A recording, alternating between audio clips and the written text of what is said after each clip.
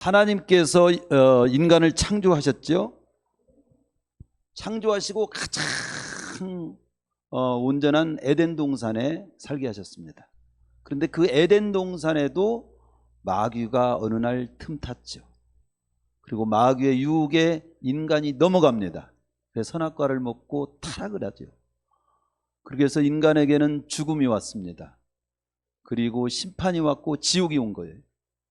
그런 인간을 향해서 하나님께서는 너무도 안타까워하셔서 구원의 계획을 세우신 겁니다.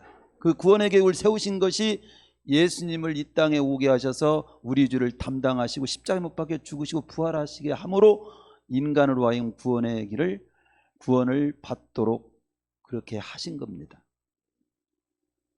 정말로 그 계획대로 예수님께서 오셔서 십자가에 못 박혀 죽으시고 부활하셨습니다. 그리고 우리에게는 구원의 길이 주어졌습니다. 그리고 예수님은 승천하셨어요. 우리님께서 최후의 이 세상을 정리하실 날을 최후 심판날이라고 합니다.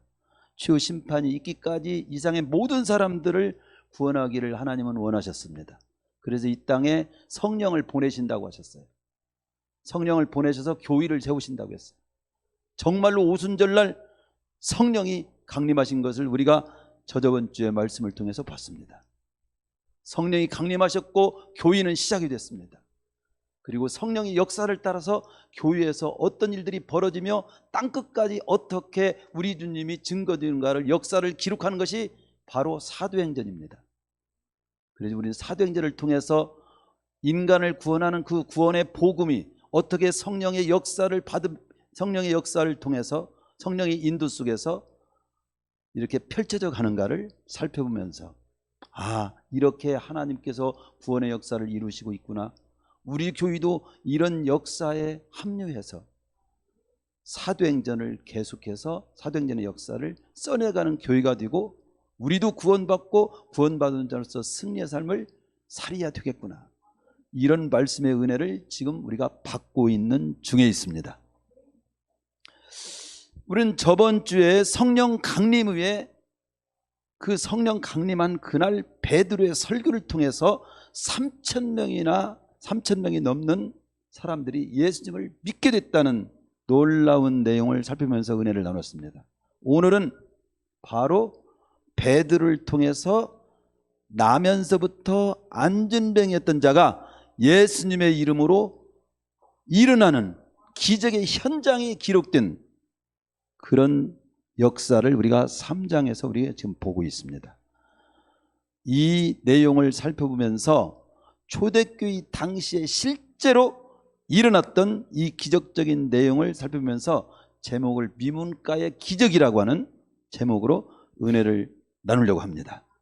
첫 번째, 여기서 이 본문은 제9시 기도시간이라는 말로 시작이 된다는 부분에 초점을 한번 맞추면서 말씀을 열어봅시다. 여기 보면은 베드로와 요한에게는 정한 기도의 시간과 기도의 장소가 있었다고 하는 걸 알 수 있습니다. 제9시 기도 시간에 베드로와 요한이 성전에 올라갈새. 당시 경건한 유대인들에게는요, 삶의 이 행습 중에 하루에 3번씩 기도하는 삶이 몸에 배어 있었어요.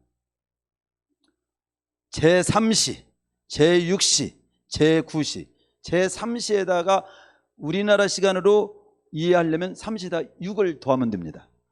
제3시면 3시에다가 6을 두면 몇 시요? 9시, 오전 9시. 그리고 제6시, 6시에다가 6을 더하면 몇 시요? 12시, 정오.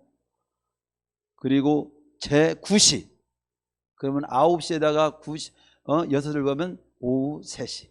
그래서 9시, 그 다음에 12시, 오후 3시에 이렇게 하루 3번씩 경건한 유대인들은, 하나님을 섬기는 자들은 그렇게 기도의 습관이 있었습니다.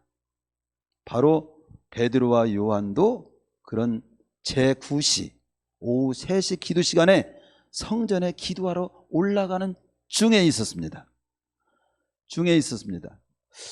여기 이 부분을 보면서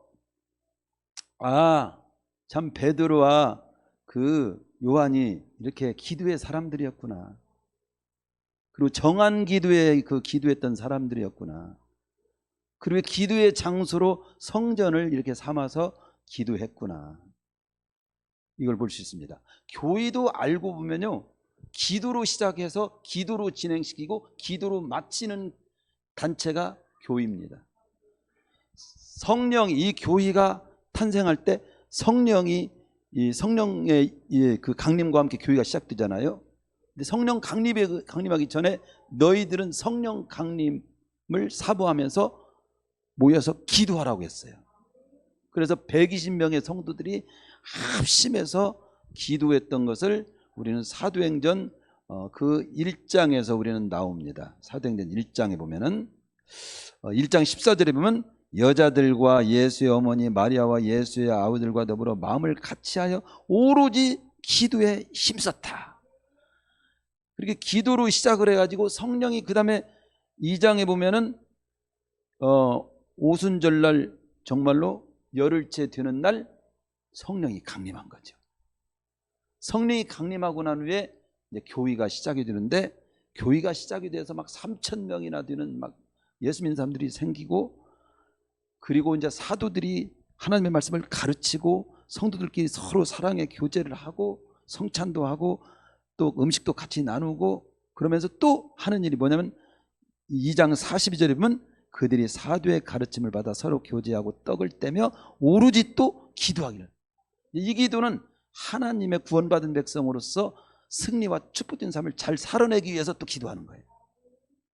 우리 그리스도인들은요, 모든 삶을 기도로 시작하고 기도로 진행시키고 기도로 마쳐야 그게 진짜 능력 있고 축복된 살아있는 성도로서의 삶을 살 수 있게 되는 줄로 믿습니다. 이걸 배워야 돼요. 합심해서 이렇게 120분들 합심해서 기도할 때, 이 교회는 기도가 크게는요 합심 기도가 있어요. 합심 기도에도 같이 마음을 묶어서 기도할 수 있어야 되고요, 이 베드로와 요한처럼 자신의 개인적인 정한 기도의 시간도 있어야 돼요. 그리고 성령이 무시로 역사할 때, 감동 줄 때, 또 삶 속에서 어느 때든지 기도할 수 있어야 됩니다. 그 세 가지 어떤 방향 속에서 성도들이 함께 기도하기도 하고, 또 각자 개인적인 삶의 자리에서 자기 개인의 정한 기도도 있어야 되고, 그리고 성령이 무시로 시도 때도 없이 감동할 때가 있어요. 그런 때 또 기도하고, 그래서 기도의 사람이 되어야 되는 겁니다. 왜 그렇습니까? 기도를 통해서 하나님께서는 우리의 사정을 들으시고, 또 기도를 통해서 하나님께서 우리에게 말씀도 하시고, 기도를 통해서 우리에게 필요한 능력도 주시고, 기도를 통해서 은사도 주시고, 기도를 통해서 우리를 인도하시기도 하기 때문에, 바로 성령은 또 기도를 통해서 역사하기 때문에 이런 합심기도, 정한 개인기도, 성령이 감동해 주시는 따라하는 기도, 이 세 가지의 기도의 삶을 살아내는 우리 성도님들이 되셔야 되는 겁니다. 네? 마가복음 9장 29절에서 또 우리 주님께서 그런 말씀하셨습니다. 기도 외에는 이런 유가 나갈 수 없다. 그런 기도 외에는 하나님의 능력이 나갈 수 없다. 여기 미문가에서 일어난 기적 사건을 다룸에 있어서 기도 시간을 말하는, 이 소개하는 이유가 바로 기적과 기도하는 상관관계가 있기 때문에 벌써 제9식 기도 시간에 베드로와 요한이 성전에 올라간다는 말부터 소개를 하고 있는 거예요. 이런 뉘앙스를 영적으로는 잘 파악해야 되는 겁니다. 패트릭이라고 하는 사람도 이런 말을 했어요. 자기 재산 목록의 1호가 바로 기도다. 그러니까 기도하는 시간은 나에게 있어서 24시간 중에 가장 가치 있는 시간으로 평가받아야 되는 줄로 믿습니다. 가장 가치 있는 시간으로 여러분 다시 되찾기를 축원합니다. 기도로 그냥 기도가 뭔지도 중요한지도 그냥 뒤로 제치고 잊어버리고 살면 안 돼. 오늘 회복하시기를 바랍니다. 오늘 기도의 삶을, 기도의 사람이 되기로, 기도의 삶을 살기로 회복하는 시간으로 잡으시기를 축원합니다. 성공하는 사람이나 뭔가 앞서는 사람은요, 기회를 놓치잖아요. 제가 메모한 글 중에 이런 내용이 있어요. 어느 때 돌다리를 가는 길도 두드려, 그걸 정확히 말해야 되겠네. 제가 메모한 거. 응? 돌다리 두들겨서 가는 것도 필요하다. 그런데 기회를 놓치면 안 된다. 나 돌다리 두드리는 중에 기도를 할까 말까 뭐 해도 되고 안 해도 이렇게 어물쩡하는 동안에 이미 결승점에 다른 사람은 가 있다. 그런 말을 제가 어느 글귀를 읽다가 깨달은 것을 적어 메모한 것이 생각나는데, 그걸 찾아서 다시 읽어드릴 필요가 있을까요? 이렇게 써놨네. 돌다리만 두드리지 말라. 두드리지 말라. 그 사이에 어떤 사람은 결승점에 이미 가 있다. 그러니까 침착하게 검토도 필요하지만 그냥 우물쩡하고 그렇게 할 정황이 없다. 좋은 것은 빨리 잡아야 된다 이거지. 기도하라는 기도하라는 이 삶은 이 기회에 딱 잡아야 될 삶이에요. 뭐 그걸 뭐 더 할까 말까 할 일이 아니에요. 이미 다른 사람은 기도 응답받고 승리와 축복과 기적을 이루면서 살고 있는데 기도를 할까 말까 이루고 있어? 안 된다 이거지. 그런 표현으로 제가 말씀을 드리는 겁니다.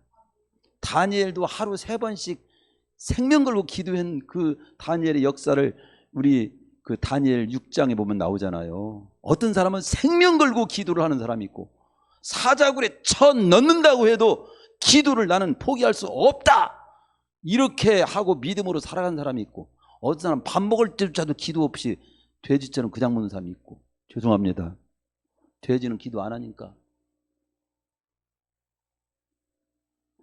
제가 강조하는 것은 우리 성도님들 지금 무시하는 편이 아니라 기도가 그렇게 중요합니다.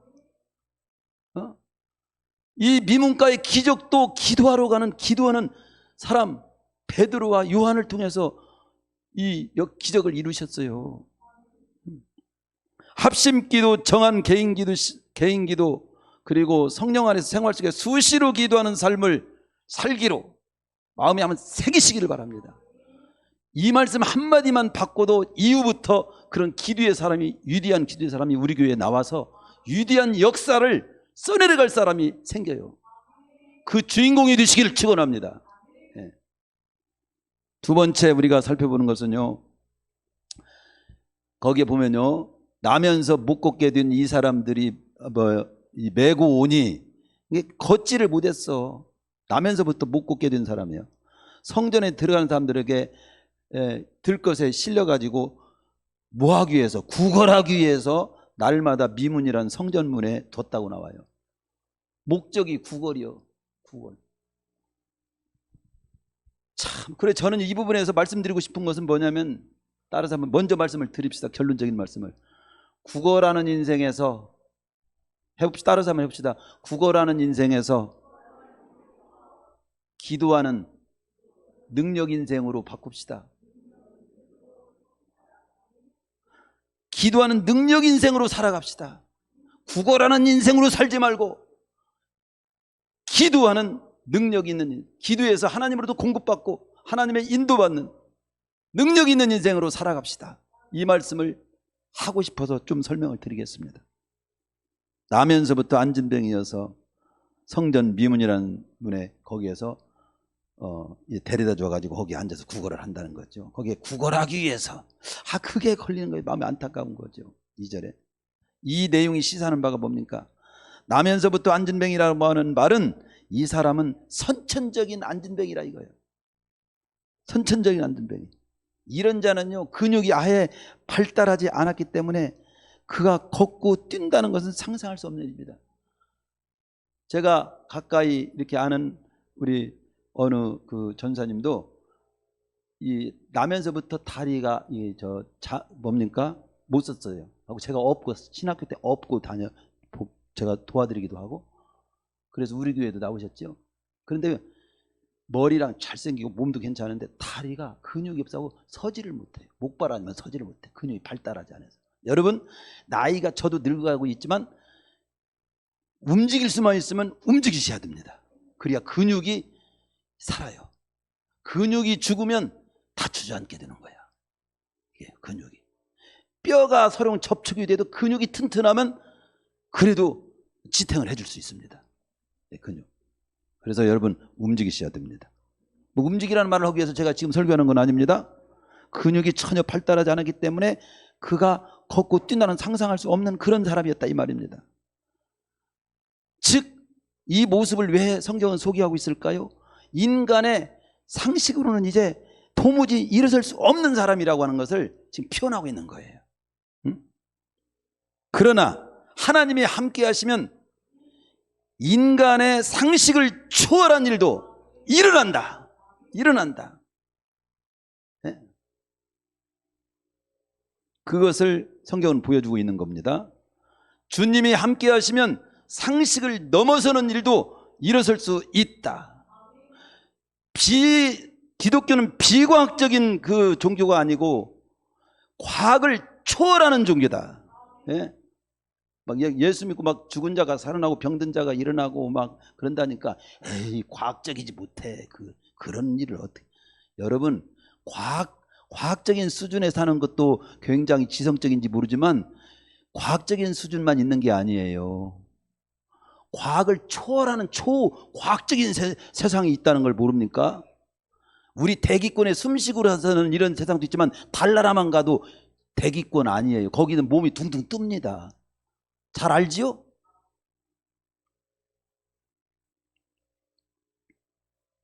상식을 넘어서는 일이 상식을 넘어서 기적이 저의 삶 속에서도 일어나게 하여 주시옵소서.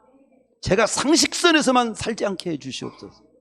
그러나 무식하게 살자는 뜻은 아니에요. 어떤 절망적인 상황에서도 뭐 인간의 그 두뇌를 벗어나지 못하는, 내 계산을 벗어나지 못하는, 그냥 기본적인 상식선에서 벗어나지 못하는 그런 차원에서 살면 기적을 맛볼 수 없어요. 그 이상도 역사하실 수 있는 하나님을 바라보고 믿음으로 던질 때 역사가 일어나는 거예요. 아울러서 하나님께 구하지 않으면 사람에게 구걸하더라. 그걸 깨닫게 됩니다. 이 미문과 안진뱅이는 아이러니컬하게도요, 기도해서 공급받고 능력 있게 사는 그 자리에서 하나님으로부터 기도 안 하고 기도 못하고 기도는 안 하고 그리고 능력은 공급받지 못하고 기적은 못 보면서 거기 앉아서 그 기도하는 자리 문 앞에서 기도할 수 있는 그 성전 문 앞에서 구걸하고 있다고 하는 것이 참 그게 묘한 그림이야. 네? 나만 장군이 수억 마리 길에서 이 주의 종 엘리사를 통해서 문둥병을 고침받으러 왔는데 정작 나만 바로 밑에 있는 수정도는 게하시는 문둥병이 듭니다. 아이러니컬하죠. 기도해서 응답받는 성전에 와서 기도해서 응답받고 능력 있게 사는 사람이 있는 반면에 성전 문 앞에서 기도는 안 하고 구걸하고 사는 인생이 있으니, 우리 기도해서 능력받고 인도받고 축복된 인생을 살아야 됩니까? 기도할 수 있는 자리에서 기도도 못하고 거기에서 앉아갖고 평생 구걸하다가 끝내겠습니까? 우리는 어느 쪽 가야 되겠습니까? 선택은 너무 분명하잖아. 그런데 분명함에도 불구하고 이렇게 말씀으로 들을 때는 분명한데 삶 속에서는 우리가 그렇게 미문가에 앉아서 구걸하고 있는 안진뱅이와 똑같이 살고 있던 거예요.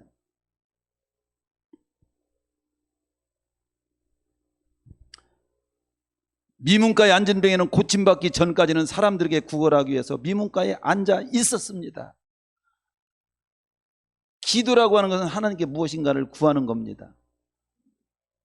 교회 성전도 우리님께서는 어떻게 쓰여져야 되냐? 만민이 기도하는 집으로 쓰여져야 하는 장소다. 장사의 소굴로 만들지 마라. 다단가나 해먹는 자리로 하지 말고, 싸움박질이나 하는 자리로 쓰지 말고, 자기들의 욕심이나 차리고 국회의원 투표로 표 하나 얻으려고 큰 교회 다니는 그런 정신을 가진 국회의원들이 되지 말고, 교회는 예배하는 곳이고 기도하는 곳이고 하나님의 말씀을 배우는 곳이고 성도들이 뜨겁게 사랑하며 만나는 곳이고 위로받는 곳이고 힘을 얻는 곳이고 하늘의 소망을 발견하는 곳이고, 이런 곳으로 쓰여야지. 따라서 해봅시다. 하나님께 기도하는 자는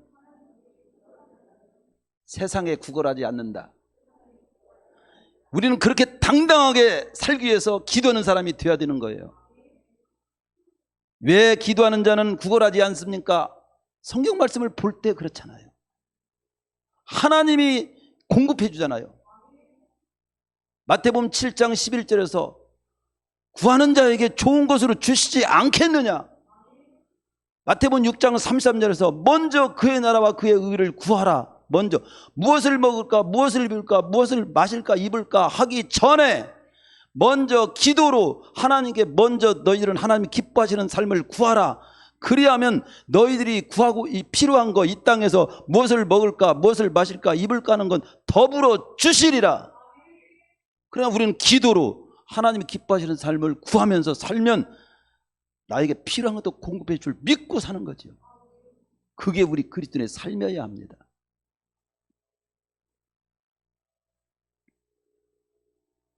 R.A. 토레이 목사님은 기도는 하나님의 은혜와 능력이 가득 쌓이는 창고문을 여는 열쇠라고 했어요. 여러분은 예수 믿는 하나님의 자녀들은 열쇠를 다 하고 있는 줄로 믿습니다. 기도의 열쇠 다 하고 있어요.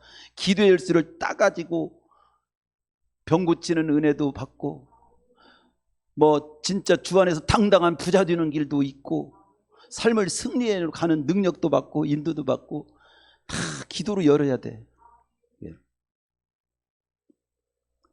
요한복음 14장 14절에 우리 주님은 직접 내 이름으로 너희들이 무엇이든지 내게 구하면 내가 시행할게. 얼마나 든든합니까? 얼마나 든든해. 이런 말씀을 막 가슴에 믿고 지금은 쥐어지는 거 없어도 그대로 믿고 그냥 사는 사람들, 조금은 막 허황 뜬 것처럼 느끼지만 하나님의 말씀은 허황 뜬 게 없어요.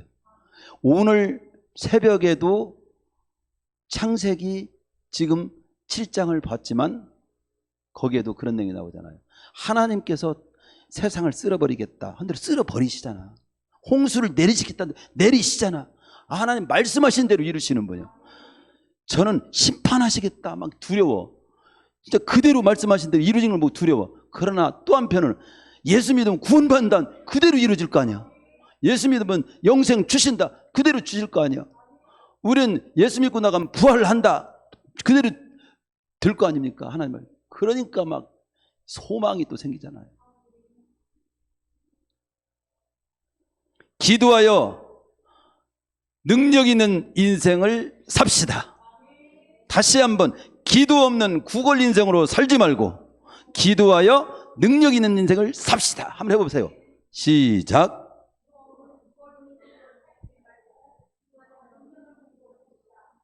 능력 있고 축복 된 인생을 삽시다. 세 번째 내용을 또 발견해 봅시다.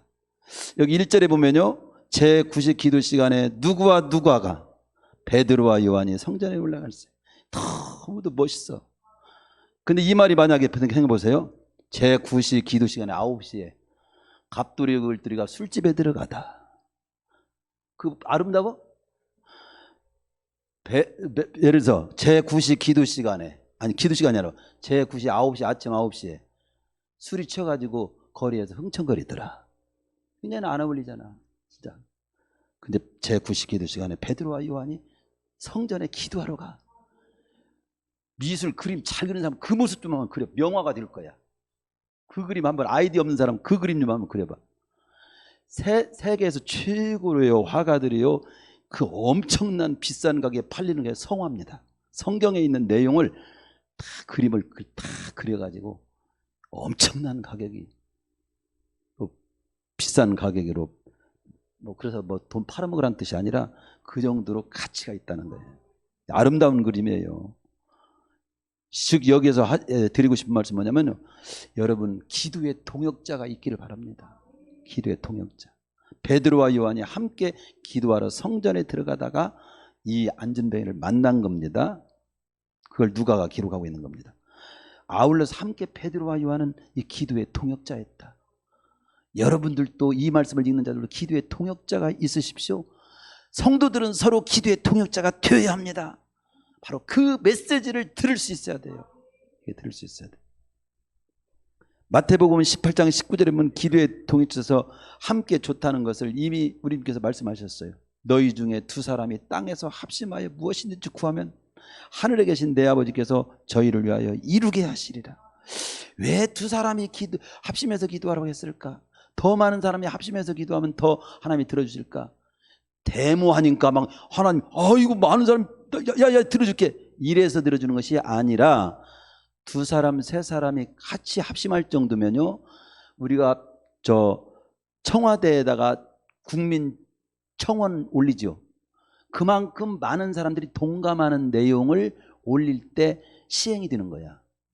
그러니까 내가 기도 올리는 것이 혼자만 기도하면 욕심으로만 혼자 기도할 수 있잖아. 근데 기도가 객관적으로 놓고 봐도 아름다운 기도일 수가 있어요. 서로 많이 기도하는 것은. 많이 기도하는, 많이 인정한다는, 많이 동감한다는 거 아니에요. 그러니까 많이 인정하고 많이 이런 기도는 하나님께 올리면 하나님이 기뻐하실 기도야. 이런 내용이기 때문에 같이 마음을 묶어서 기도할수록 좋은 겁니다. 예, 객관적인 면에서 중요한 거예요. 예. 그리고 또 그만큼 간절하기 때문에 더 역사가 있는 거고, 또 하나님께서는 그 간절히 기도하는 그 기도를 귀하게 또 보시기 때문에도 역사가 있는 거고. 야고보서 5장 16절에서 병 낫기를 위해서 그냥 서로 기도하라 이렇게. 사도행전 2장에서 오순절 마가다락 편에서 합심하여 기도할 때 성령이 충만하게. 영국의 스퍼전 목사님 교회에도 우리 친구 목사님이 거기에 영국에 있을 때 다녀왔는데, 지금은 이렇게 좀 많이 이제 숫자가 적어졌지만 거기에 실제로 그 지하 밑에도 가봤다고 하는데 이런 내용, 그 당시 이런 책이 있습니다. 스퍼전 목사님에 대한데, 스퍼전 목사님이 당대 아주 말씀을 막 하는 사람, 복음을 뜨겁게 전했던 아주 당대 그런 침례교 목사입니다. 세계적인 목사죠. 그러니까 그 목사님에게 어떻게 목사님은 그렇게 설교를 이렇게 잘 은혜롭게 이렇게 잘하십니까? 그 비결 좀 알려주세요. 그래요? 네, 바쁘지만 알려드릴게요. 그 방문한 사람들한테 따라오라고 지하로 내려가는 게 일집니다. 바로 성전 바로 지하에. 제가 기도하는 1부 2부 예배할 때마다 밑에서 저를 위해서 이 말씀을 선포할 때 성령이 역사해달라고 기도하는 기도의 사람들이 여기 있습니다. 그 밑에 들어가 봤더니 한 200명 정도가 목사님을 이렇게 그 설교를 위해서만 기도하는 거야. 10절 기도하는데 기도에서 입김이 나오니까 막 그 성전 그 아래 그 기도실이 짜욱한 거예요. 제가 삼각산 기도를 해서 목사님들이 모여가지고 진짜 여름에 막 그 안에서 막 아주 막 땀을 흘리면서 막 같이 막 통성 기도를 하는데 진짜 입김이 나온 것이 짜욱했어. 근데 그 체면인데 그게 이해가 되더라고요. 예. 여러분, 목사님이 설교하는 거 판단만 하고 에이 저런 설교 저러면 안 되는데 저 문장이 틀렸네, 에이 오늘 기분이 되게 안 좋네, 이러고 살지 마시고 목사님의 말씀의 선포가 마귀에게 이용되지 않게 해주시고 생명을 살리고 나에게 축복이 되고 다른 사람에게 은혜가 되고 이 시대를 살리는 그런 설교가 되도록 미리 좀 기도를 좀 해주시길 바랍니다. 기도해 주는 사람이 돼야 그 사람이 은혜 받는 거예요. 그렇죠? 자신이 말씀 받기 위해서도 기도해야 되고 목사님을 위해서도 기도하고. 어쨌든 제가 지금 말씀드린 것은 술친구는 좀 없어도 돼요. 네? 개모임도 없어도 됩니다. 그러나 기도의 동역자는 있어야 됩니다. 네? 개모임은 잘 가. 술친구는 그냥 쪼르르 달려가.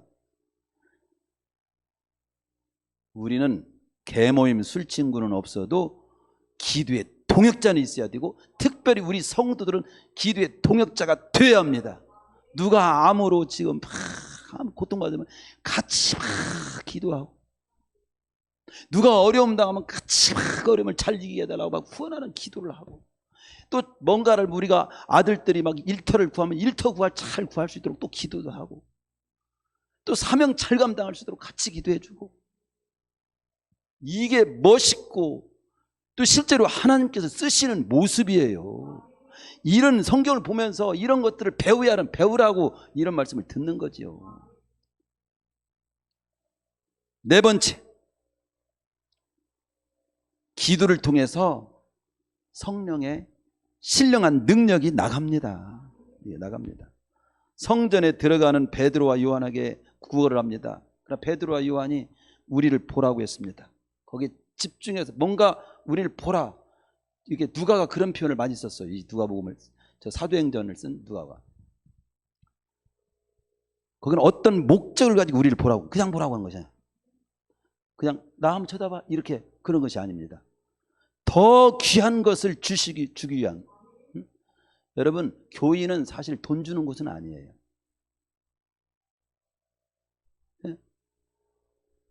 예수님의 이름을 주는 곳이고 구원을 주는 그런 곳입니다.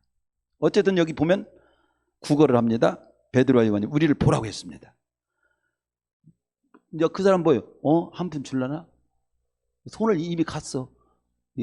그랬더니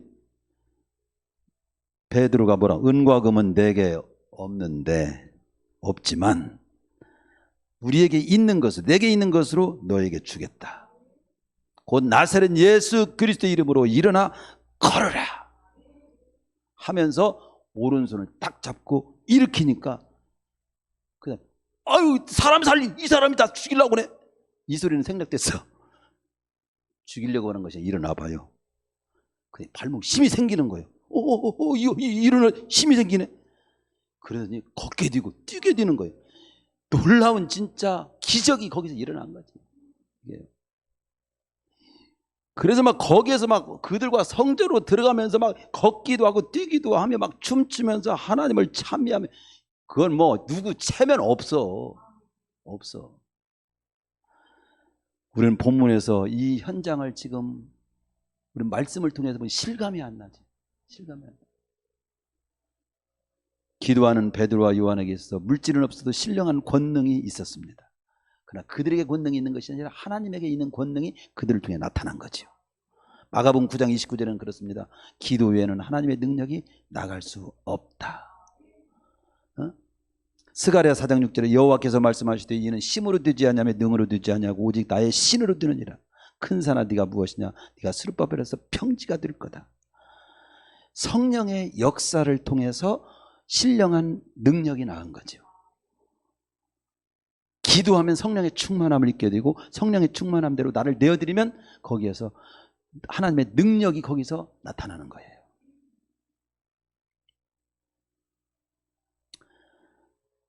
인간의 힘과 하나님의 능력의 차이가 뭐냐면 물질은 일적인 도움이 좀 될 수 있을지 몰라도 신령한 권능은 근본적 해결을 줍니다. 영원한 축복된 길을 우리에게 주시는 거예요.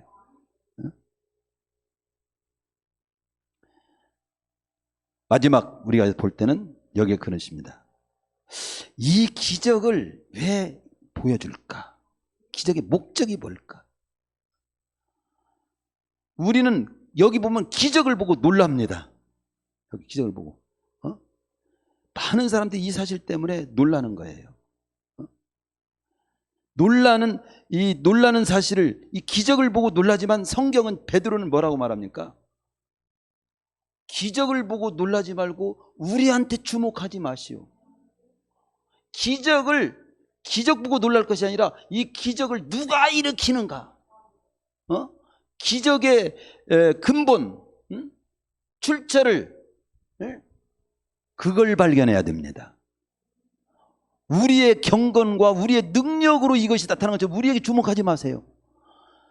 베드로는 자신에게 주목하는 걸 일체 싫어했습니다. 배제했습니다. 누구에게 주목시킵니까?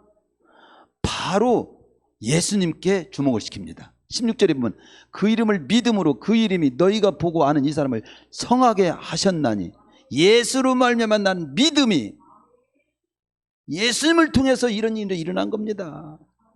너희 모든 사람 앞에서 이같이 완전히 낫게 한 겁니다. 그러면서 그렇게 우리한테 주목하지 마세요. 기적 자체 주목하지 말고 기적을 일으키신 하나님께 주목하시오. 그리고 기적을 이루게 하신 바로 예수님을 향한 믿음이 중요합니다. 오늘날도 그러죠. 나는 신령한 목사라고. 저는 제가 발견한 것 중에 저도 신령한 목사 한번 돼보려고 나무 뿌리를 그냥 한번 막 뽑아야 막 능력을 입고 40일 금식 기도를 여러 번 해야 그래갖고 40일 금식 기도는 목소리 틀려 다르게 하려고 그래. 그런데 40일 금식 기도 아무리 100번을 해도 신령한 사람 되는 게 아닙니다. 신령한 분은 하나님 뿐이에요. 우리는 언제나 영원히 도구일 뿐이야. 성령께 내어드리는 그 일밖에 할 수밖에 없어. 나를 통해서 나타났다고 우쭐대 곧 얼마 안 가서 시험 들거나 잘못 들 겁니다. 나를 통해서 아무리 어떤 일이 나타나도 내가 하는 거 아니잖아. 저도 방언의 은사라든가 어떤 애 병 낫는 일도 체험을 저를 통해서 나타난 걸 봤습니다. 근데 제가 하지 않더라고. 저를 통해서 하나님이 하시더라고. 근데 어찌 내가 신령한 목사야. 사람들도 막 아이고 대단하네. 바울 같은 경우도 막 손수건만 올려도 막 나중에 막 바울을 갖다 신처럼 제사하려고 했어. 아니 백신이 아닙니다. 그런 일 하지 마세요.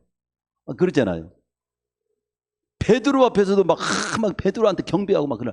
아닙니다. 우리 똑같이 성정이 같은 사람일 뿐입니다. 이런 일을 이루시는 하나님을 보세요. 그리고 오늘 이 미문가의 이 기적, 안전병이 일어난 기적은 여러분들이 십자가에 못 박혀 죽인 그 예수님이 정말 구주인 것을 증명하는 이 사건으로 하나님이 베푸신 겁니다. 그래서 여기서 뭐라고 나옵니까? 16절 거기에 3장 16절을 다시 한번 봅시다. 그 이름을 믿음으로 그 이름이 너희가 보고 아는 이 사람을 정하게 하셨나니 예수로 말미암은 믿음이 너희 모든 사람 앞에서 이같이 완전히 낫게 했습니다. 그러면서 19절에 그런 내용이 나옵니다. 그러므로 여러분들도 회개하고 돌이켜서 이 예수님을 믿음으로 죄사함을 받으세요. 그러면 여러분에게도 유쾌한 진짜 기쁜 놀라운 일이 여러분에게도 그런 날이 이르게 될 겁니다. 능력의 근원은 주님이십니다. 믿음은 주님의 능력이 나타난 통로입니다. 우리는 도구예요.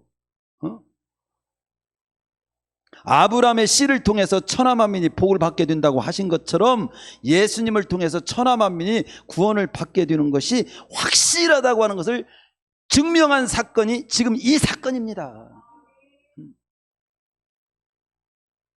중요한 것은 나사렛 예수 그리스도라고 하는 구원의 이름, 그 이름을 발견하는 것입니다.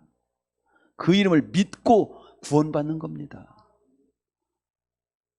그리고 당신도 구원받고 그 구원을 주신 그 주님을 주님이 부르시는 그날까지 땅끝까지 증거하면서 사세요.